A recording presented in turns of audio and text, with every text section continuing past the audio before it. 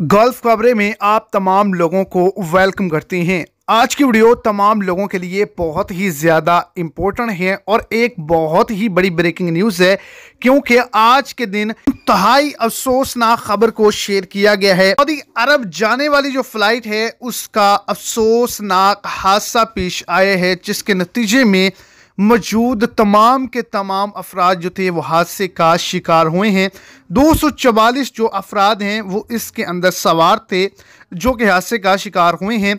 ये सऊदी अरब जाने वाली फ़्लाइट थी। पाकिस्तान की कौन सी एयरलाइन थी और वजूहात क्या बनी, तो वीडियो की तफसीलात को जानने के लिए वीडियो को एंड तक देखें ताकि आपको तमाम तफसीलात की अच्छे से समझ आ सके। और अगर इस चैनल पर आप फर्स्ट टाइम है तो लाजमी से चैनल को सब्सक्राइब करें, साथ में देखिए बेल आइकन को प्रेस करें, ऑल पे सिलेक्ट कर लें ताकि सऊदी अरेबिया के रिलेटेड जो भी छोटी बड़ी अपडेट्स हों वो आप तक बासानी को चल पहुंच के। और सपोर्ट के तौर पर वीडियो को लाइक और अपने दोस्तों तक इसको ज़्यादा से ज़्यादा शेयर कर दें।